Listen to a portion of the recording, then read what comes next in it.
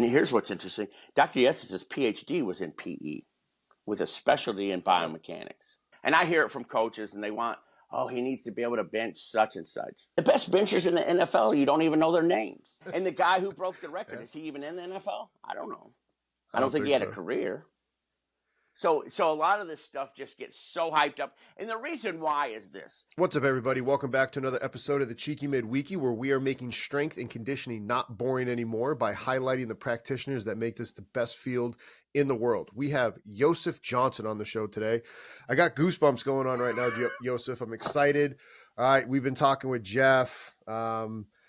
Seeing you at CVAS with Jay and Kier, like, you're the holder of some of the most impressive and important knowledge that some of the younger strength coaches and probably even the older coaches don't know. So thank you for coming on. It's Saturday. I don't know what anybody else is listening. Again, Yosef, thank you, brother. Thank you. I gave up my cartoons for this, so it's definitely important.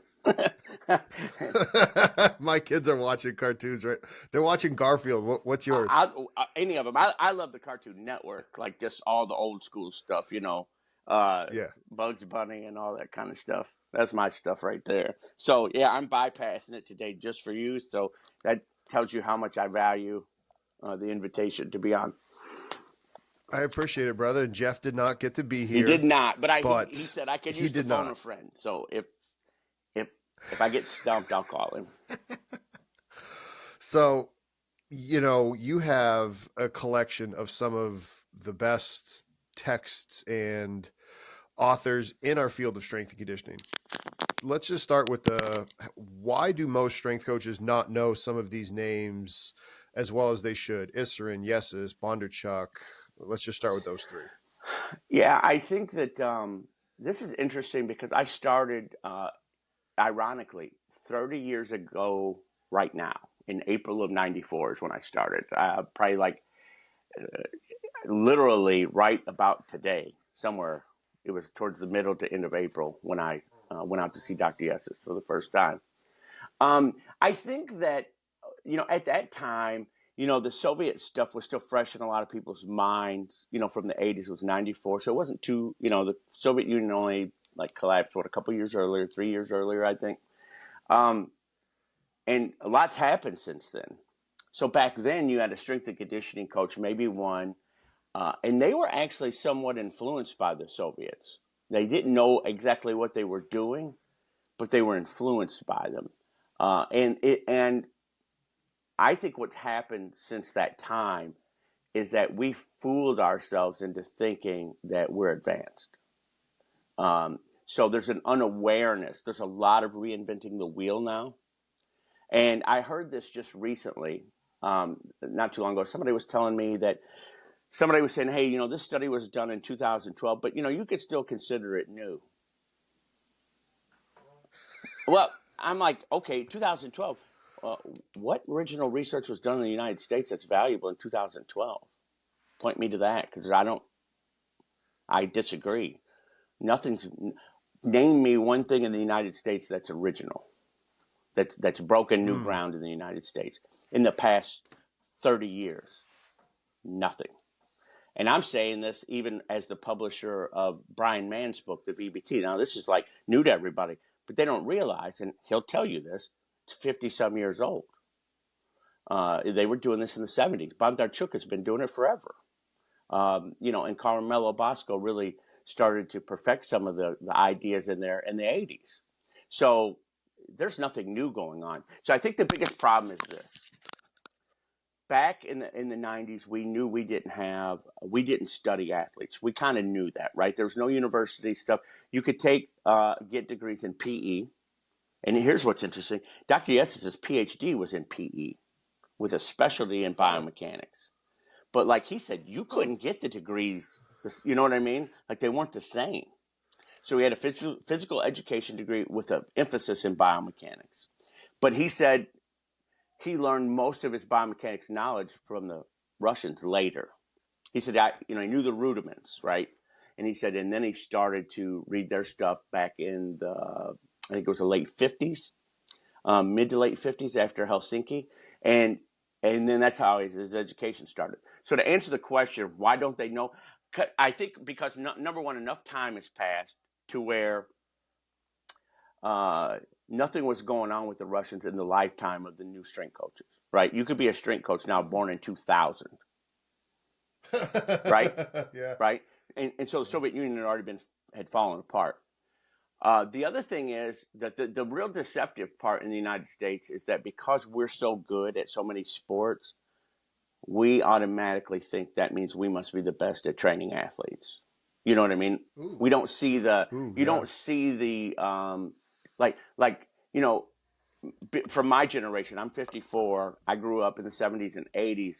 I remember the Soviets beating the brakes off of us in different sports and still losing and them still losing to us in other sports. So people say, well, how could that be? How could their stuff be so advanced if, in fact, we win a lot?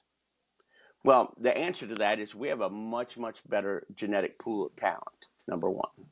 We have we're the only country in the world that has the cross-section of ethnicities that we have that allow for, people who are more suited for different events. The other thing is their population wasn't the same. Like a lot of guys had to go into the military or had to go into other areas. It wasn't like totally, I want to say voluntary. So you know what I mean? Like if they told you were going in the military, you're going in the military. There was no two ways about it, right? So I think the reason why we don't know is multiple ones. Like the university professors don't know. So then how would you know if you're the strength coach or you're the student? And then you also get some professors here who are dismissive of the Soviet stuff or the German stuff. They say, oh, that was back whenever. It's not sophisticated. It's not advanced. And then you still have that small group of say, oh, it was the steroid culture, which is nonsense too, because we were using them just as much as they were, and still are. I mean, yeah, we were using steroids back in college football. Like if you talk to anybody that will actually be open and honest about it, they'll say that there was a big bowl of vitamins at like the training table meal. Yeah. I mean, and you got to remember, like I remember talking to Anatoly about this, and when he competed, it wasn't illegal, or they didn't. It wasn't out of bounds. So if they were using the steroids in the 60s, everybody was that wanted to, because they didn't test for it. They didn't care. So I remember him telling me that it happened like at the end of his career when they started. It was like early 70s when they started to, ban them, right? So prior to that, nobody cared. It wasn't even a thing. So, yeah, it's nonsense. Michael Kalinsky was at Central Virginia, I don't know, it was 7, 8, 9 years ago, and he brought the documents that showed the Soviets had a state-sponsored doping program. The only thing that they did differently was they used them smarter because they had experts helping you with it. Like you said, here it's just like, hey, here's this. What do you do with it? How do you dose it? When do you do it? Nobody knows. Still don't know very well, probably. But back then, at least you had an expert in the field who could show you how to use them effectively. And Anatoly's told me that too. He goes, you guys use steroids way too much, way too many high dosages, way too frequent, all these other things. He's like, you need this much at this time, and that's it. And I'll tell you a quick anecdote too on that. It's interesting. I asked him, I said, okay, if somebody's using the steroids, what does it do for a thrower, for example? And he said, in the hammer, he said 3 meters. And I said, what do you mean? He said, it's 3 meters. He said, whatever you're throwing, you can add 3 meters with those substances. And I said, is that pretty like across the board? He goes, yeah, it's across the board. It's 3 meters. He goes, you're not getting any more than that if you take a higher dose or more frequently? He said, it's that. He said, you have to look at it from that point of view. It's not some vague thing. Like you said, it's 3 meters in the story. So I thought that was fascinating to hear. So then they don't look at it as some miracle thing. You know what I mean? Like you just look at it like it's 3 meters. Okay, I'm still 10 meters out. Well, I guess it's not going to do me any good. You know what I mean? Yeah. No, so I love like that like, because it's just real direct. I love it because it's direct too. Because you said it's like, no, listen, having a coach that understands that and can kind of talk to it. And like you said, it was just a completely different time then. So you're right. There are too many coaches that kind of just completely will dismiss even Charlie Francis and be like, oh, doping drugs, Yeah, right? yeah. No, I mean, Charlie, here's what Charlie did, I think, that was more advanced than everybody else. He started to learn to let them rest more. He took low, that high-low idea. Basically, all he did was he's like, don't run them to death. I mean, that was really the thing that changed, you know what I mean? Like, changed the approach and allowed Ben to run at his best. He didn't kill him. Because if you look at all of his other material, it's good, but it wasn't new. There was nothing new in there, like groundbreaking. Now, it might have been new to an American who wasn't familiar with any of the Soviet stuff, but it wasn't new. And he learned from Gerard Mock, who was a Polish coach, guess who he learned from? Duh. It's funny how people say, oh, it's the Charlie Francis stuff and this is the Russian stuff. How? And there's nothing that was in there that was ultra cutting edge. It's just he didn't kill him. That's it. And it was a matter of practicality. Yeah, like hearing you say that, there's going to be a lot of young strength coaches they're going to have their mind blown. Like where should they start to unpack and learn more of this? Because to me, this is going to be an amazing history lesson in strength and conditioning for everybody. Yeah, you know what? It's really hard, getting much harder now because, as you know, Dr. Yosef passed about 6-7 months ago. Isserin passed a couple years ago. Vershansky, Yuri's been gone about 15 years now. You still have a few, Dr. Bondarchuk, he's in his 80s. Dr. Zetsyorsky's 90. I think he's getting ready to turn 92. So these guys, so that generation is leaving, right? And there is nobody behind them. They don't have a set of pupils that they mentored who are carrying the baton, if you will, right? Because there is no system in the world right now that looks like what the Russians had at that time, or the Germans. It's not there anymore.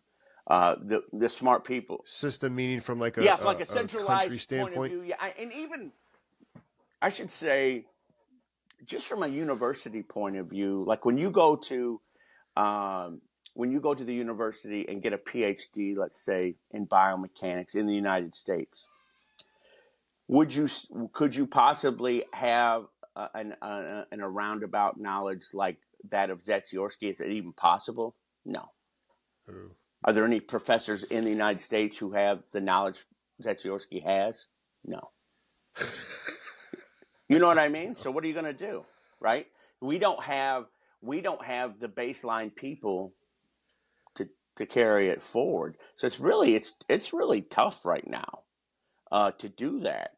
And I've said this many, many times. The reason why, like for me, I fell into something just purely accidental. Like I knew I wanted to know a lot about it. I was the athlete. I wanted to learn just for me. That's all I cared about. And then when my time was passing, people started asking me about it. And so then I kind of got more interested in, maybe helping somebody with it. And the only reason why I think I was able to develop a skill set that is not very common in the United States is I had a mentor that I worked with. And here's a deception. This is a big deception in the field, I think, right now. Guys that read all the books, go to all the seminars, read all the research, and then presume they know what they're doing. And the problem is, I've learned this from experience, is that reading someone's book and knowing what they actually do practically are two different things. I'll have people like with the 1x20. I can't believe how many people can screw that up. I'm like, dude, this is not that complicated. And he pulled that out of his butt. I mean, he did. Like we were having a conversation one day, and he's seeing some of these other people make money off of different, approaches they were using, and he says, we got to come up with something. I'm like, what are you talking about? He goes, we got to come up with something like, catchy. I'm like, well, what do you want to do? He said, how about 1 by 20? I said, I think it's stupid, but knock yourself out if you want to do it, right? And so then later he credits me with it. He said it was my idea, and I'm like, no, it wasn't. I thought it was stupid.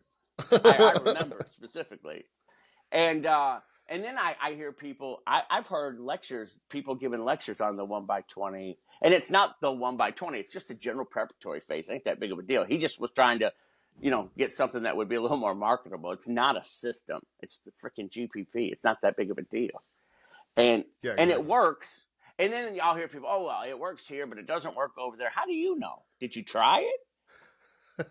You don't know. You're just talking. So people will say, oh, only, like people, you can tell people have only read books because they'll say, well, the only way you can develop strength is this way. No, it can be developed 100 ways. I mean, there's a lot of ways it can be done. And Bondarchuk made an interesting observation he wasn't talking about the 1 by 20, but he was talking about using high repetition stuff. And he said, look, the last 4 reps of 20 reps, he said, is the equivalent of a 90% lift. He said, the body thinks it's the same thing. It's the failure. He said, it's no different. So he said, people undervaluing low intensity stuff, he said, is silly. You don't need that high intensity stuff. He said, because you can achieve it through, another mechanism.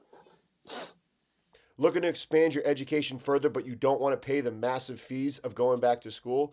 At Strength Coach Network, we have 2 long-form education courses that both cost less than 1 course taught to you by an online school. If you click down below to learn more about Fundamentals 1 or Fundamentals 2, you will be able to sign up for our education course that has over 20 hours of educational content brought to you by some of the biggest names in the field. Dr. Brian Mann, Zach Daycant, Jeff Moyer, Terrence Kennel, and many more inside of this course, all for less than the price of 1 course at a college university. Hawkin Dynamic is the best option if you're trying to get any force plate data or if you're trying to collect any isometric mid-thigh pulls. Not only can you do isometric mid-thigh pulls for the lower body, but I call it an isometric mid-thigh pull for your upper body, where you're able to do an isometric push-up into something where your back is pushing into a bar and your hands are on the force plate. I utilized Hawkin's force plates and Hawkin's software when I was at Towson. Still utilize it now when I'm at Goldfinch. If you're using the other competitors, I don't know what you're doing. Hawkin's customer service is second to none. Hawkin's software and their hardware, again, second to none. Check them out in the link down below. Are you expanding and need more equipment inside your current room? Or are you building a new weight room and you need to get some equipment? You need to look no further than Powerlift. I had Powerlift equipment when I was at Harvard, Iowa, and at the University of Maryland. I'm currently utilizing their stuff right now. I'm telling you, Powerlift strong, Powerlift made here in America, here in the great state of Iowa, made, manufactured. You have the ability for customization, whether it's on the bench, whether it's on the upholstery, whether it's on the bumpers, across the rack. There are countless options, making sure it's designed to your specific brand.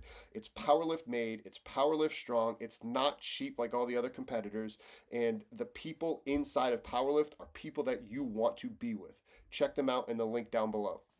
Well, I mean, Pavel also talked about, this is kind of off topic, but like slow twitch fiber hypertrophy, like 5 minutes of continual rep on like on an off day, essentially too, Yeah. right?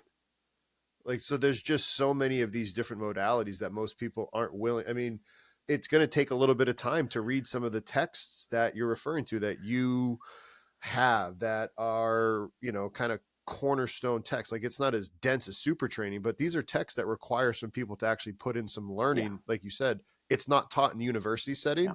And like hearing you talk about what's going on with, these coaches passing, it's like, fuck, this is where you and I, like, we got to keep this shit alive. Like, we have to fucking educate these kids. Yeah. Man. I mean, we have to. Yeah, you're right. The more that I've thought about it, when I got started, I think I did the first book of Yuri's in like 2006. There was a tremendous amount of enthusiasm when I did the coach's manuals, when it was spiral bound. I had no idea what I was doing. And there was a good amount of enthusiasm, and I'll have to credit him. Mel Siff, he was doing that super training Yahoo group. Yeah. Now, Mel wasn't really an expert that people thought he was, but what he did really good, was he created an interest and a buzz. I mean, he had thousands of members on that Yahoo super training group, and he Really? Oh yeah, I forget how many. It was multiple thousands of people. I know that for sure. He passed in 2003, and that was the last one of the, and it might not have been the last, but close to the last thing that held people's attention to stuff that was going on outside of the United States.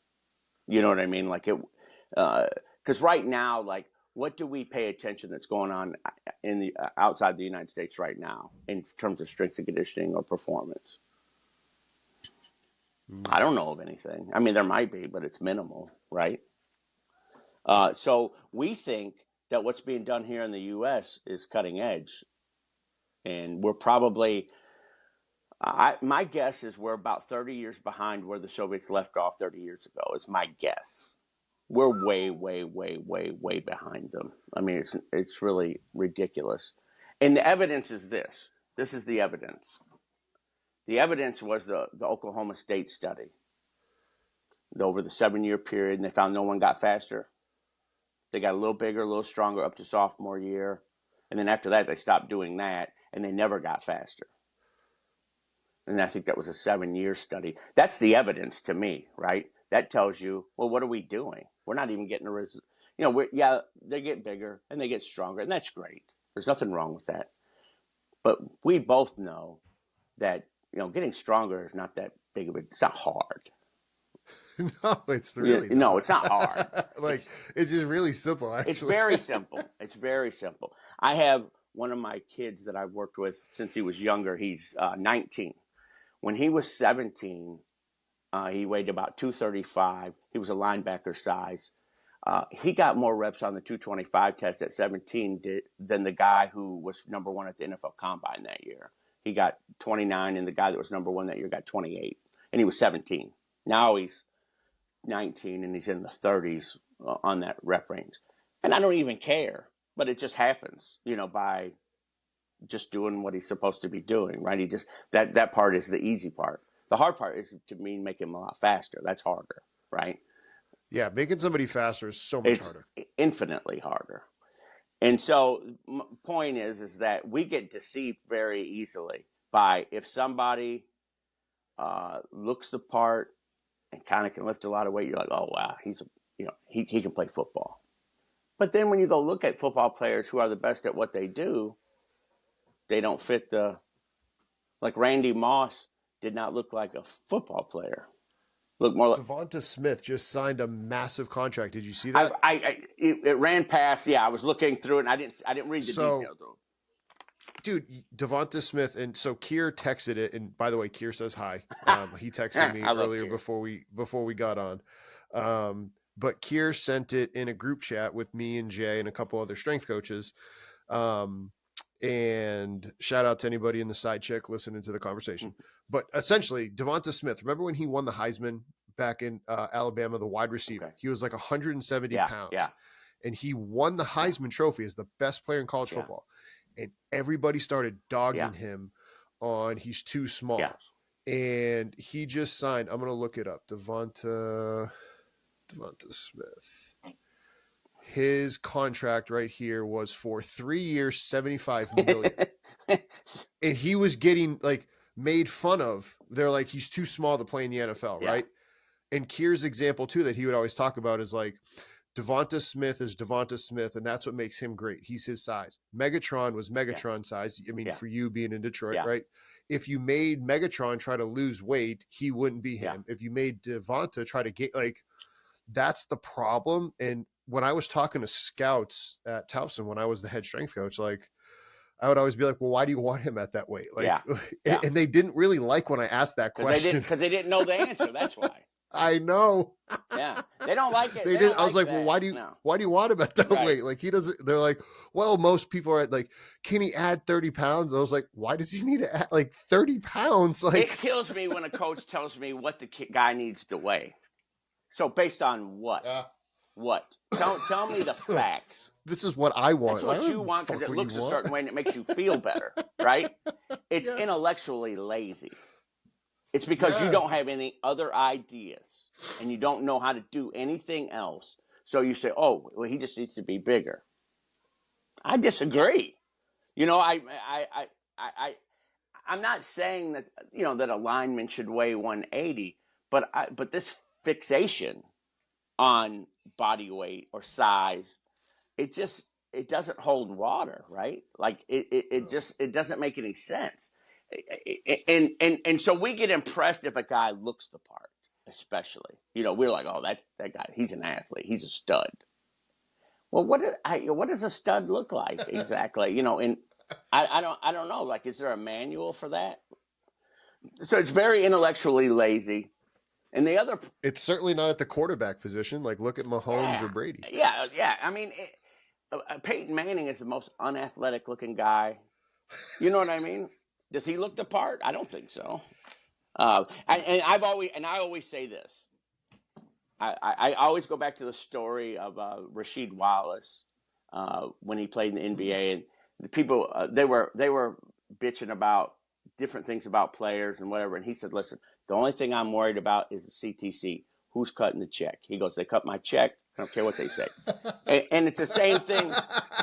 It's the same thing like with Tom Brady or anything. They cut his check every week. That tells you what they really what the team thinks about you is directly represented in your paycheck. That's what they think about you. I mean, to the dollar, what they think about you. And if they give you a scholarship at the D1 level, that tells you what they think about you.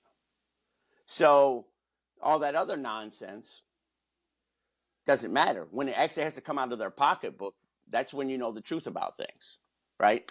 So it's nonsense, I think. And I hear it from coaches, and they want, oh, he needs to be able to bench such and such. The best benchers in the NFL, you don't even know their names. You know what I mean? And the guy who broke the record, is he even in the NFL? I don't know. I don't think he had a career. So a lot of this stuff just gets so hyped up. And the reason why is because they don't know what else to do. And they don't have an idea about how to get other qualities anyway. So the default is that. Because then they can act like they at least have some knowledge of something when they really have no knowledge of anything, to be honest. Does that answer the question? I don't know. Yeah, no, it does. Anybody listening right now, they're like, all right, this guy is super knowledge. Like, you mentioned that you're, you know, over 50 years old. Talk about your path into strength and conditioning. Talk about your journey. Like, what brought you up to our current time in 2020? Yeah, so in high school, I played basketball at my school. And the school that I was at, there's a lot of talented guys, and I wasn't. So I was kind of like Scar, like in Lion King. Remember when he said, the genetic pool, he goes, I was from the shallow end of the gene pool. Yeah, he said something like, I got the brains and you got the lion's share of the strength. Yeah, he said when it comes to brute strength, he goes, I'm afraid I was at the shallow end of the gene pool. That was me. Yeah. That was me. Not enough. It was mud puddle deep, right? So, and that I'm hyper competitive, and that just pissed me off to no end. That I had worked on my shot a lot over my sophomore, junior years, and by senior year I could shoot pretty good, but I was still slow, still couldn't jump, you know, none of those things, and it just maddened me to no end. So I was in college, still didn't have any answers to the question. And then somewhere in there, I think it was, so Todd Marinovich was the first thing that had piqued my ear about it. He's a little bit older than me, but not much. I don't even think he's a whole year older than me. And I saw his picture on Sports Illustrated with Robo QB, first high school quarterback on the cover. Saw him on TV. I think it was a CNN special. And Dr. Yosefs was actually with him. I didn't know who that was at that time. So then I'm leaving school, and the only things that you could find that were even remotely related to anything like that would be in the muscle magazines, right? There was none of the books, obviously, that I sell were available or anything like that. And then I came across Soviet Sports Fitness, Secrets of Soviet Sports Fitness and Training that Dr. Yosefs had written.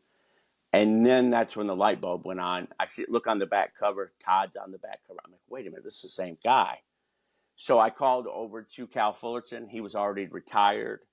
So I chased him down to Escondido.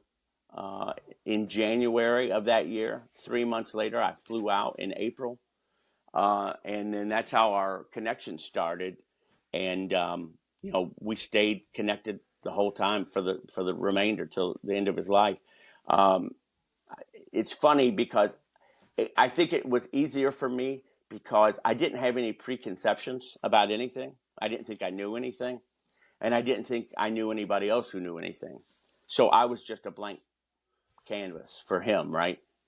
And what I did was I couldn't understand what I was reading a lot. I'd read it and then, I have to go back and ask questions. So what happened was a very organic kind of development in that I had a mentor, a real mentor, which is not a practice in the United States anymore. Like 100 years ago, if you wanted, I think Doc's dad was, I think he made shoes or something.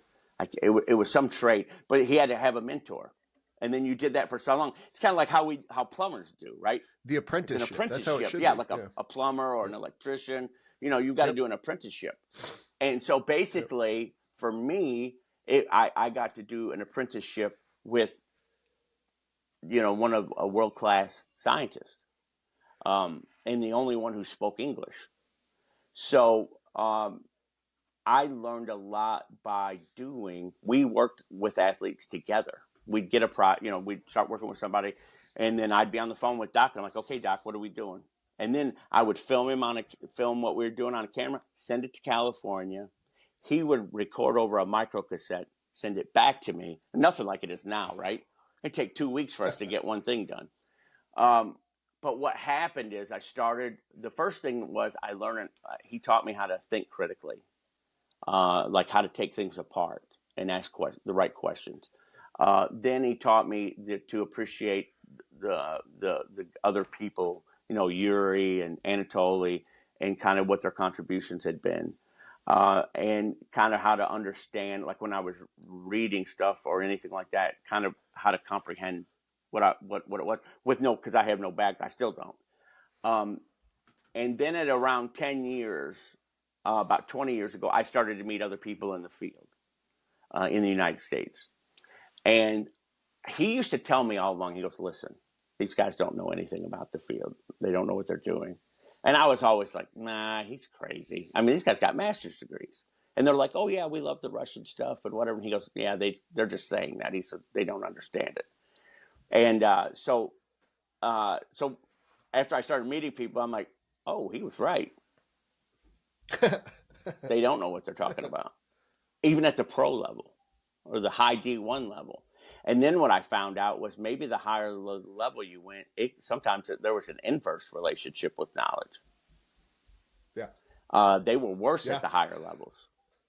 And now that I'm in the position that I'm in, and so now I'm the older guy, and then I get people calling me from, different places, pro or college, whatever. And it's apparent they don't know what they're doing. And I don't say that as an insult. They just weren't. They completed their education. They did what they were supposed to do, but they weren't taught, and they don't know any better because once again, now we have the separation, right? We don't know that there was other people doing this on a much higher level, much better than we are. 50 years ago, there's no appreciation for that. I'll give you another quick example. I got an email about, I don't know, it was a month ago, from my friends at Human Kinetics. They're my competitor, but we're friendly. And they said, hey, I'm trying to get a hold of Dr. Bondarchuk. He's not responding. And I'm like, really? He's not? So they asked me if they want to know if I can talk to him about, they wanted to use an article he had written in 1986 for the NSCA. They said, I think it's a periodization book. I can't remember now. I think it was a periodization book. So I said, sure. I said, he's fine, and I told him, I said, hey, would you send them an email telling them that it's okay that they use that? So he does. So that night I get home and he calls me, right? He calls me and he goes, his English is so broken, so I'm going to paraphrase. Why are they calling me about that? And I said, what do you mean? He goes, I wrote that 40 years ago. I said, I know. And he goes, So why are they calling me about it? They don't have any newer ideas? And I said, nope. I said, that's as cutting edge to them as anything else. And he's cracking up laughing. He goes, you got to be kidding me. He goes, I knew that they weren't that good, but man. You need CEUs to remain certified. At Strength Coach Network, both of our long-form education courses, Fundamentals 1 and Fundamentals 2, both have 2.0 CEUs to the NSCA in Category C. When you complete the learning and you complete the learning check, you will earn your 2.0 CEUs. That is 33% of the CEUs you need in a 3-year reporting period. Click the link down below to learn more about both courses. If you're looking to train your athletes in person or remote, you need to make sure that you're utilizing TeamBuildr. I have had TeamBuildr since 2019 and still utilize it with my remote athletes. This makes everything simple, from the ability to program, have videos right there, wellness questionnaires. Loved being able to have it in person at the rack at Towson, and being able to have it in person now at Goldfinch. This has made my life easier as a coach. If you're still printing on paper, I don't know what you're doing. If you have a different software company, again, I don't know what you're doing. Check out TeamBuildr down in the link below. Are you or your athletes waking up too hot or too cold in the middle of the night? Or are you looking for a sleep tracker option that doesn't involve wearing a ring or a wrist or a watch, something on your body? Then you need to look no further than the company Sleep Me. Sleep Me makes chili pads, which keep your bed cold or warm depending on what you want. And they also have a tracker that will go underneath that pad, so it will be able to tell how well you slept. When I did a little study on myself with the Oura Ring and with the Sleep Me tracker, they were within 97% of each other, and it was actually pretty astonishing how similar the two were. I love my chili pad. It makes me sleep great. I sleep cold. I actually wake up cold now. I haven't woke up warm. And pretty much ever since I've had it, I don't like sleeping on the road because I don't have the ability to use my chili pad. Bunch of former colleagues back at Towson got it. My stepmother got it. Check it out in the link down below. I mean, he wasn't expecting to be blown away, but he's like 40 years ago, the articles I wrote back then. And that was the year that Sadiq broke the world record. That's kind of interesting. But, I mean, I think I don't know if you realize how profound what you just said was with they completed their education, but they didn't learn, nor did they continue to try to finish their education. There's power in what you just said. Like, coaches, they did the education, they learned, they went to school, but the school didn't actually teach them properly, which is the whole purpose of why Strength Coach Network exists and why you have the text that you're putting out with Ultimate Athlete Concepts. Yeah, I think that what it is like, let's say you go to school, you get your degree, and you go out and work, and you're going to do some internships. So there's going to be somebody there that you're learning under. And then you go out and get a job, and then there's a guy there who's been around a lot longer than you have, and these are the people that you're learning from.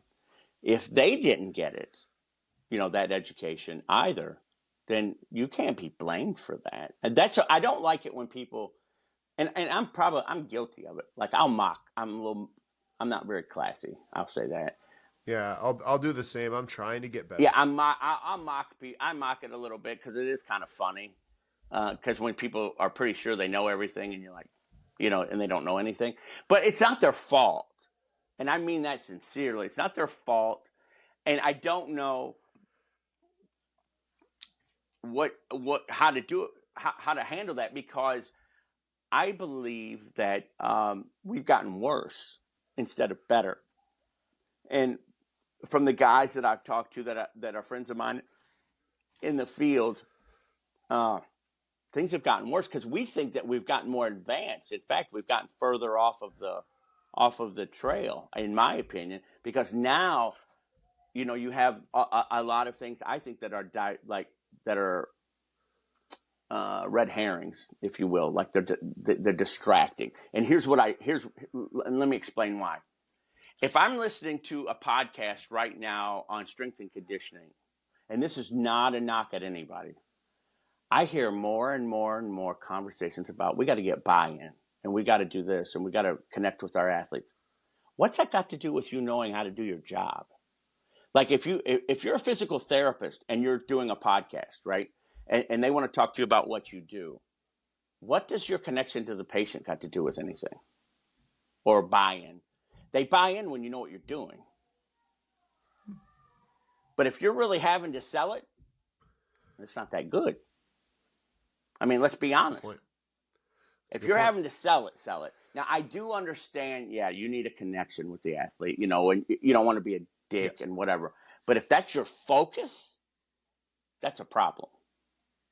Your focus should be being really good. If you make so-and-so much faster, my guess is he's going to keep showing up.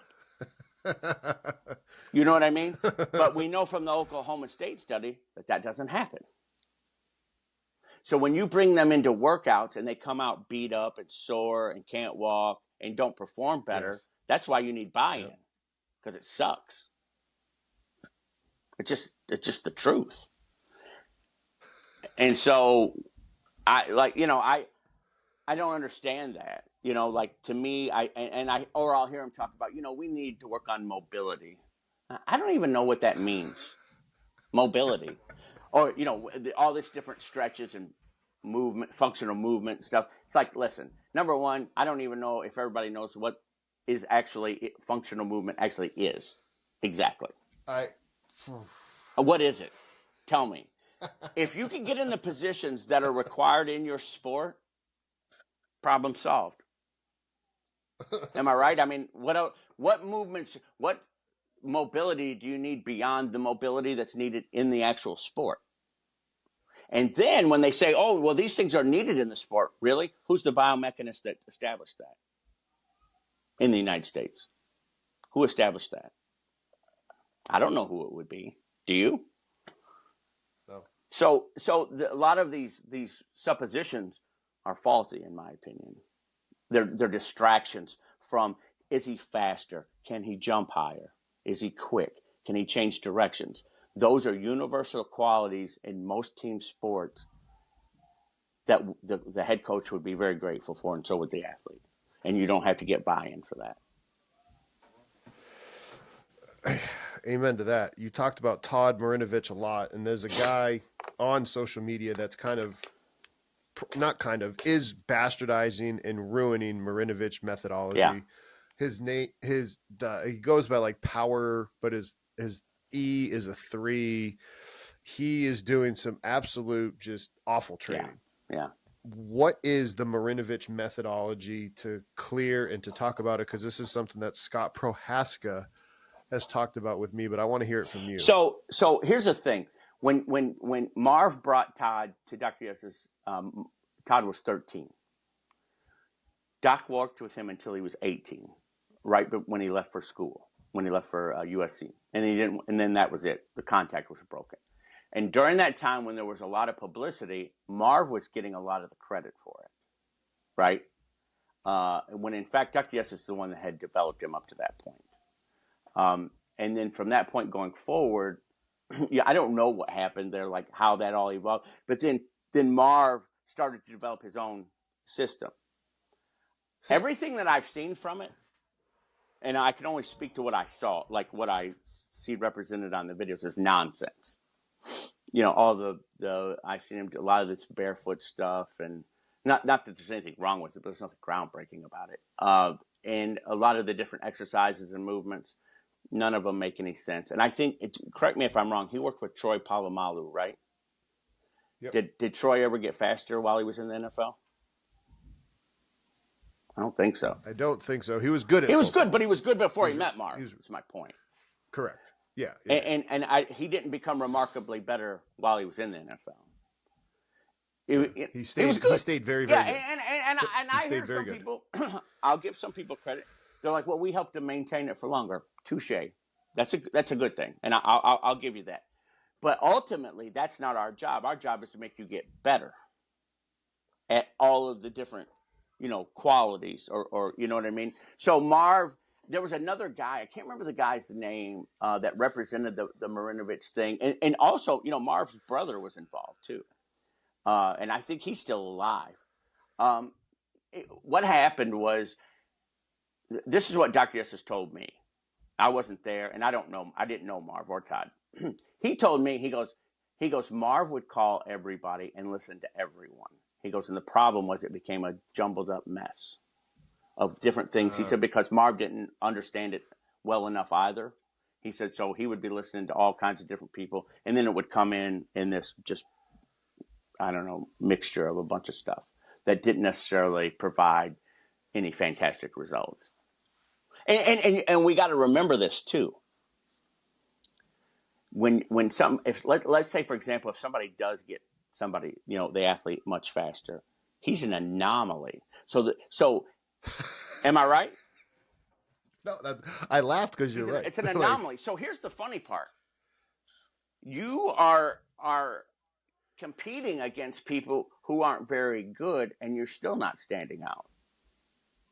Like you're not competing against the results of Bondarchuk or Eckhart Arbeit or Eggers, these world class, or Hank Kreinhoff. You're not competing against them. You're just competing against a bunch of other yahoos that you know, and you're not standing out amongst them. Not that impressive to me. I don't know. Call me crazy. Yeah, I agree, because this apprentice model, I'd like it to come back, because that's part of the reason why I headed out to Iowa. So for me, I did my undergraduate and graduate at Bridgewater State, where I'm from, Massachusetts, an hour from my home. My program advisor told me to go to Harvard because I could get to learn from James Frazier, because he was really good. Frazier worked at Iowa, and it's like, hey, go to Iowa. So I was kind of following that. Sure. Apprenticeship model, like, hey, go learn from these people. That's why I was learning football from Doyle, because he was considered one of the best. And so that's kind of the goal within Strength Coach Network too, is like this kind of version of an apprenticeship model remotely. And then now that we're settled here in Iowa, like coming up with something like that. Do you see how can these type of things actually take more footing here in America? That's a really incredibly tough question. And I have to admit this. Like I said before, I'm hyper competitive. So I never had the plan of helping anybody else. I wanted the secrets for me, right? I didn't work that hard to learn what I learned so I could give it away. I want to win, right? Yeah. So now that I'm a little older, I'm softer in that kind of mindset. But like when I was in my 30s, I wouldn't share nothing with nobody. I didn't realize nobody was interested in what I knew, but I wasn't going to give it to them, because I didn't want to give up the secrets. The way to do it now, I'll give you an example. So Anatoly told me, this is about 10 years ago. He said, let everybody you know I'm open to be a consultant for pro teams and college teams. I said, okay, I'll do that. I let everybody know that I knew. How many people do you think took him up on it? Probably one, maybe two. Sounds about Donut. Right. You were close. So I tried. I'm an optimist. I was giving people a chance. No, and there was guys that I knew, and they're like, oh, yeah, we can't. We don't have the money. You don't have the money. They're building a $5 billion state. You don't have the money? Come on. It's hard work. Is one of the reasons. Learning from Anatoly, as an example, is not easy. His English is god awful. I understand about every third word that he says, and then I got to start piecing it together, and then I got to ask him another way, then another way. And I've gotten to where, after 20 years plus, that I speak real good broken English from a Russian. It's a different language. Yes. It's hard work. And I'll hear people complain, like when we put out podcasts with him, I can't understand anything he's saying. Well, you're going to have to maybe watch it twice or 3 times or 4 times. But if you're interested in getting better, you'll do whatever it takes. I'm hyper competitive. I'm glad that you don't want to do that. Good. I'll do it. So I don't think that, number one, we don't have a lot of experts available to mentor other people. That's probably the largest problem. Who are they going to learn from? That's a world class. That lives here in the United States. I don't know. I don't know the answer to that. And I still think of myself only as the student. I never. I still feel really weird when people call me, for advice or for me to mentor them. I've had different people. Hey, would you mind doing this mentorship thing with me? And I always feel weird about it because I feel very much the student. Because you got to remember, like I'm at a table and I got Dr. Yeses, Vladimir Asurin, Bondarchuk, and me. Right? So I'm the youngest. I'm the youngest by a mile, and I'm the dumbest by 100 miles. This world-class guys, right? And here I am in the middle of them. I'm used to being the idiot in the group and just asking questions and listening. So I still view myself that way. Like I like people say, well, you're kind of an expert in the field. No, I'm not. I'm around the experts, and I can tell you what I've learned from the experts. I'm not the expert, but here's the sad part: is that I just actually happen to know way more than you do. But I'm still not an expert. So you could take from that what you want about what it says about you. But I mean, it's true. The knowledge level here is so low, and I believe maybe getting lower. I don't know what we do at this point, to be honest with you. I'd almost say it's a dying thing to some degree. Yeah, but I wrote, it's funny you said dying thing because my note's right here and I'll show it to you. I wrote it. I said, how do we keep it alive?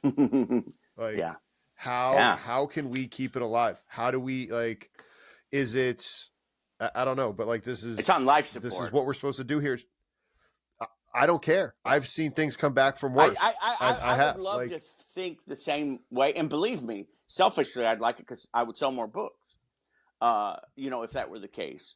I just don't know the answer, though. To be perfectly honest, I don't know how does that happen, especially when you ever hear people say you're when you're drunk and you're drunk, you're fine, right? And somebody says, hey, go sit in the corner, don't touch nothing. You're drunk. Okay, yeah, all right. I'll go. I'll leave people alone, right? Well, when you're dumb and you know it, you can learn. But when you're dumb and you don't know it, you're dangerous. And we have a lot of people, for better or for worse, that are dumb and don't know it. They're pretty sure they know the answers. So then what do you do with that?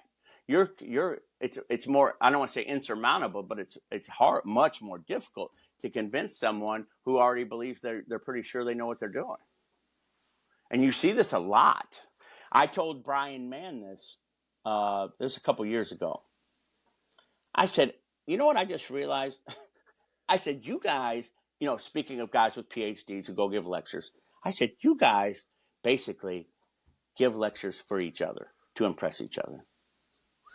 And he said, yeah, that's about right.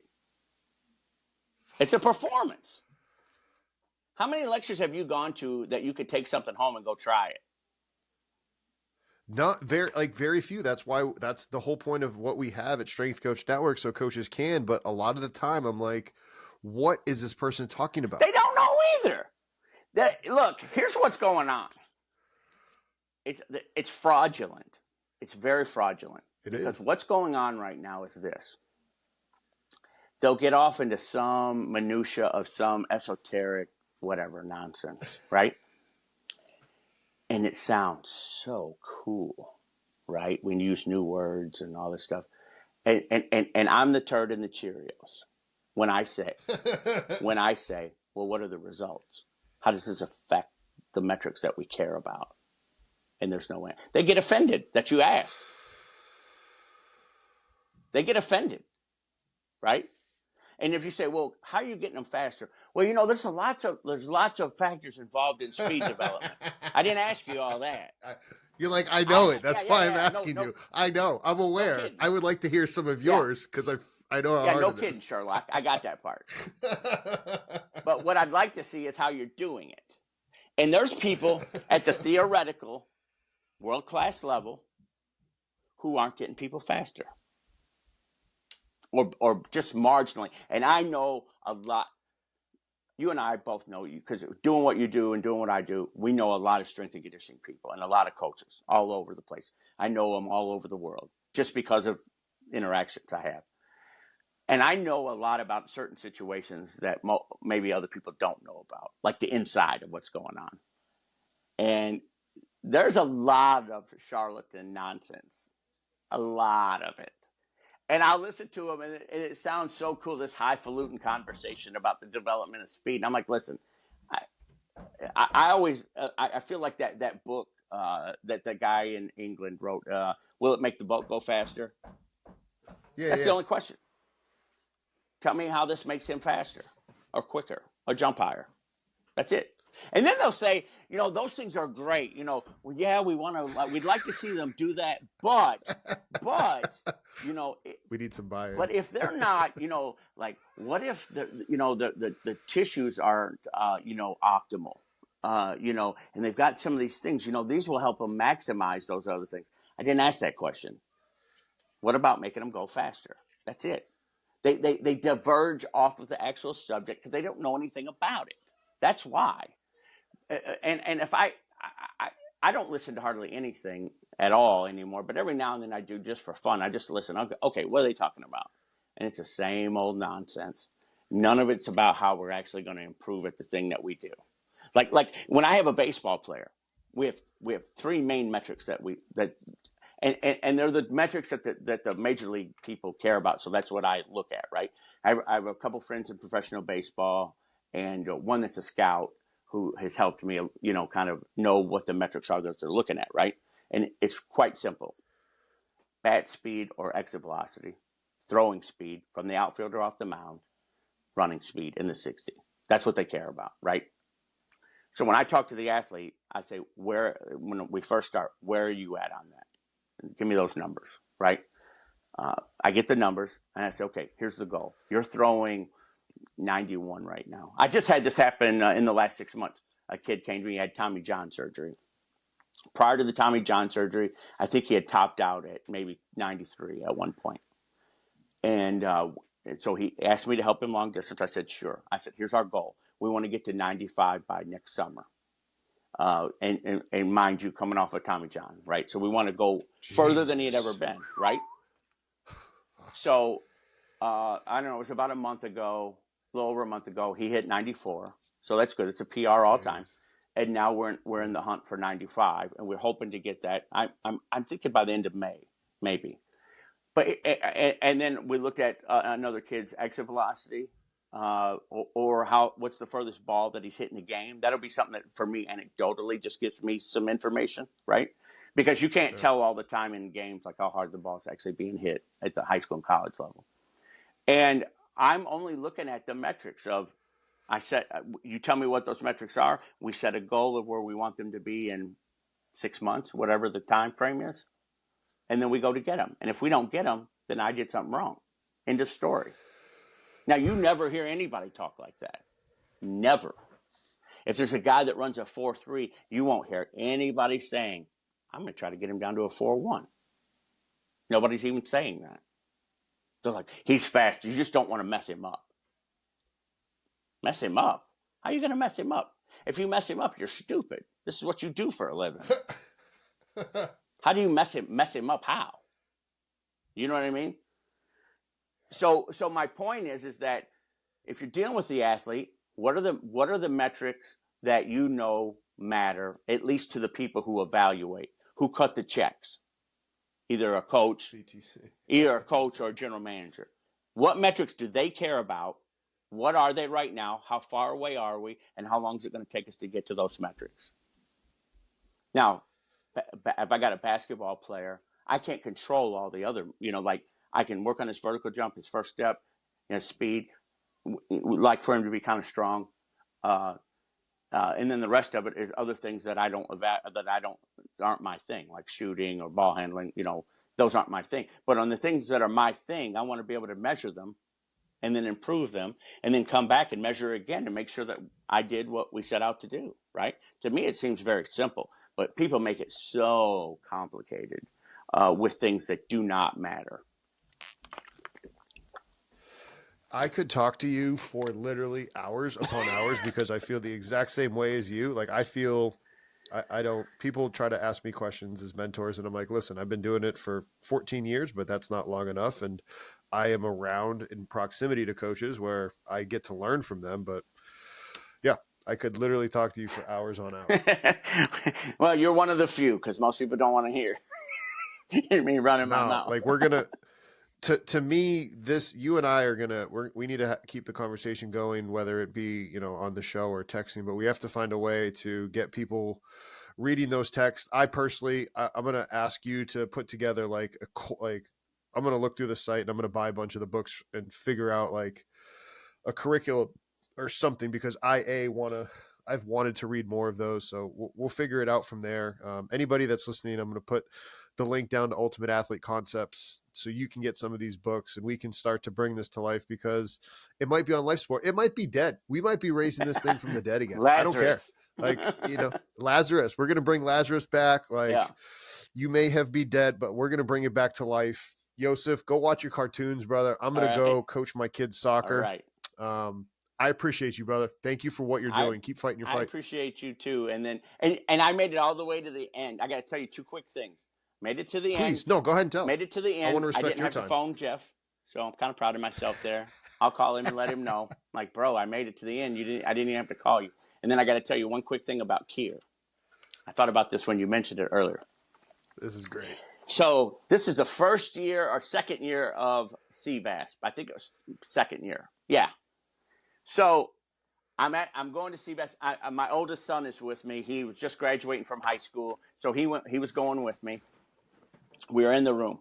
I get a call at like, I don't know, 10, 11 o'clock at night. It's Bob Eilenfeld.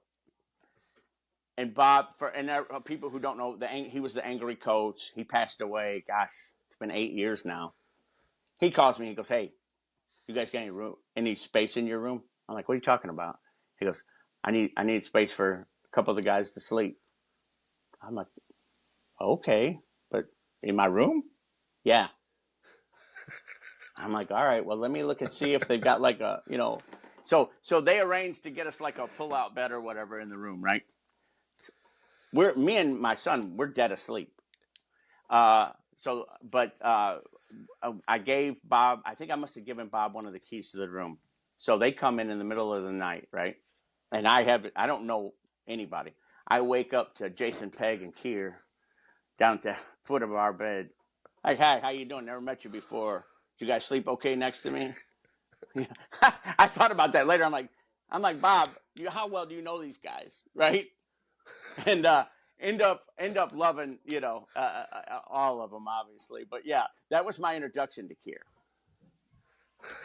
That's absolutely fantastic. That's Kier to a T too. So I think that was like, that's epic. I clipped that and I'm going to send it to Peg is in that same group chat that I was referring to. Yeah. And then it was funny because then later we're out, Bob and I, and Peg's just sitting across from us and he's drinking beer. And Bob turns to me. He goes, "This guy's killed more people than a serial killer." Yes. He goes, he's mowed him down like it was grass when he was over there on the back of one of those devices or whatever with a big machine gun on it. He goes, "He's the most dangerous MFer you've ever met." And I'm like, and you send him to my room with my kid, And I absolutely love Jason. He's one of my favorite. Oh, Peg's such a nice guy. I love him. That's the thing. I love him. He is one of my favorite. He's a super nice guy. Yeah, we actually donated. We made a donation to Wounded Warrior Project in his name that next year, I think.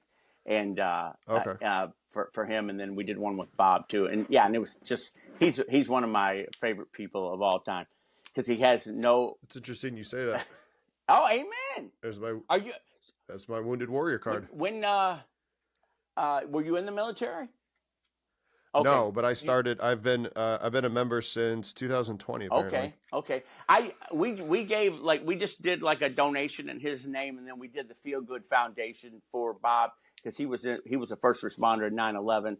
So we did those that following year, I believe it was. So yeah, that's. Have you heard of Boot Campaign? No. Boot Campaign, their premise is they sell boots and all the proceeds go to wounded warrior vets. And then they also help pair vets and get like some good quality training, whether it be in person, remote, athletic training. sleep stuff, like the whole, it's really like, I've been talking with them from a conversation that I had with a coach, Costa Telagadas, introduced me to a guy named Glenn who works and does stuff with them. Glenn introduced me to his contact, and I've been talking with his contact about how I can help out. I gave him a free training program through TeamBuildr that any of those people can just log in and train and use if they don't have any equipment to kind of bridge the gap. But yeah, that's cool. Send me a link to it. I'm interested. I established a scholarship in my father-in-law's name a couple of years ago. He's a Vietnam vet and a Marine. Went over to Vietnam. I think he was over there for almost 2 years, and we established a local scholarship in his name. And I'm always interested in doing more. Send me a link to that because I'd like to. Yeah, I'm typing it.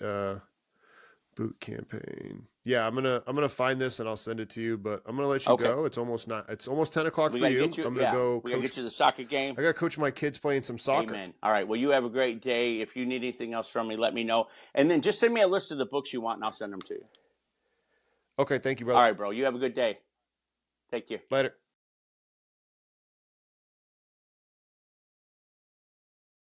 Congratulations on making it to the end of the video. Why don't you celebrate by watching more videos just like it?